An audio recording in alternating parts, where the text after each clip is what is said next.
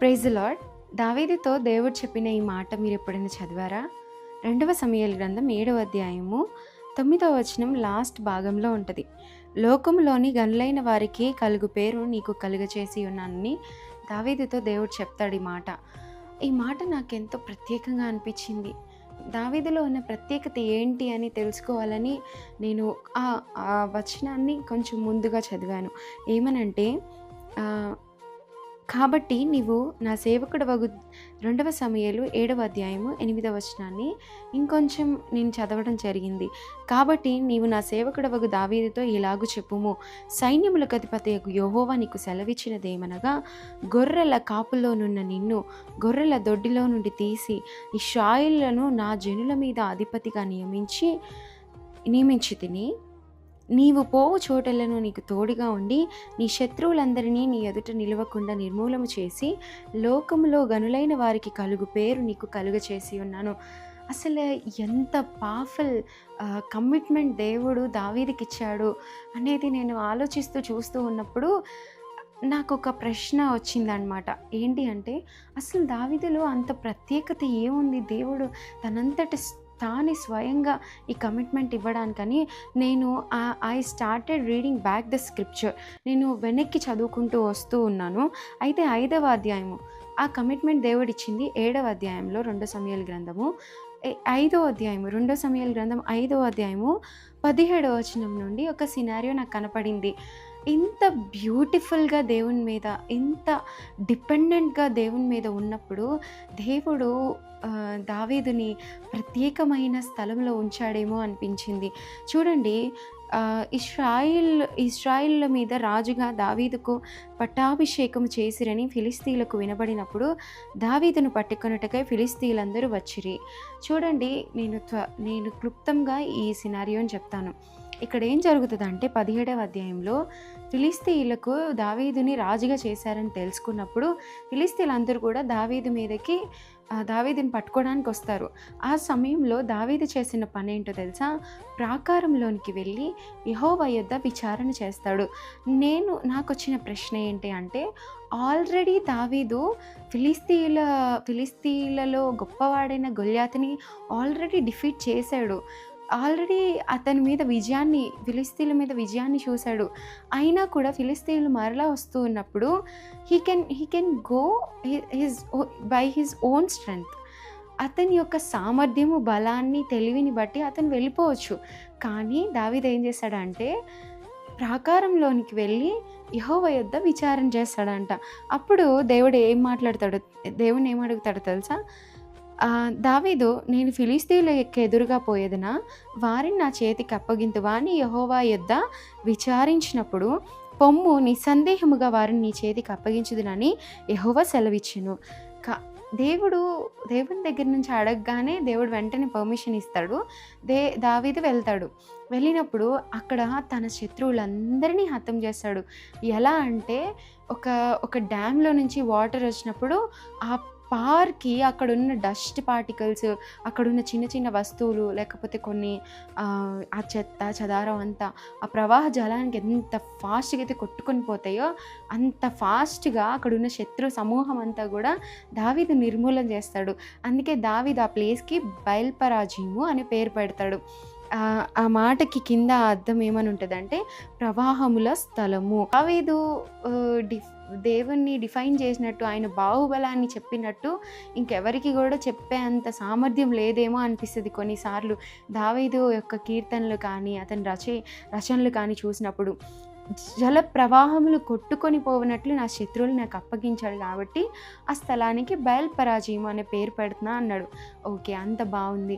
మరలా అదే ఫిలిస్తీయులు దావీదు మీదకి వచ్చినప్పుడు, ఆల్రెడీ ఒకసారి దేవుడు వాళ్ళని దావీదు చేతికి అప్పగించాడు కదా, డైరెక్ట్గా వెళ్ళొచ్చు కదా యుద్ధానికి. బట్ దావీదు అలా వెళ్ళడు. మరలా ఏం చేశాడో తెలుసా? అదే అధ్యాయము 22 వచనం నుంచి చూద్దాము. ఫిలిస్తీయులు మరలా వచ్చి రెఫాయిము లోయలో వ్యాపింపగా దావీదు యెహోవా వద్ద విచారణ చేసెను.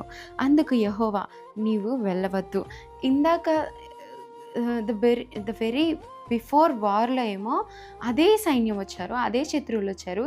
దేవుడు వెళ్ళు, నీ చేతికి అప్పగిస్తున్నా అని చెప్పాడు. ఈసారి ఏం చేశాడంటే, వెళ్ళవద్దు అని చెప్పాడు. నో అని చెప్పాడు. దావీదు వెళ్ళలేదు. మరలా దేవుడు ఏం చెప్తున్నాడంటే, చుట్టూ తిరిగిపోయి కంబలి చెట్లకు ఎదురుగా వారి మీద పడుము. కంబలి చెట్ల కొనల చప్పుడు వినగానే ఫిలిష్తీయులు హతము చేయుటకై యెహోవా బయలుదేరుచున్నాడు గనుక అప్పుడు నీవు త్వరగా బయలుదేరవలెనని సెలవిచ్చెను. దావీదు యెహోవా తనకు ఆజ్ఞాపించిన ప్రకారము చేసి గెబా నుండి గెజెరు వరకు ఫిలిష్తీయులను తరుముచు హతము చేసెను.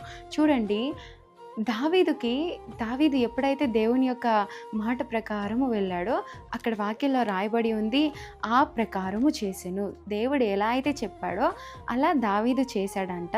దేవుడు వారిని హతము చేయడానికి ఆయనే బయలుదేరి వచ్చి ఆ శత్రువులందరినీ కూడా నాశనం చేసినట్టు ఇక్కడ రాయబడి ఉంది.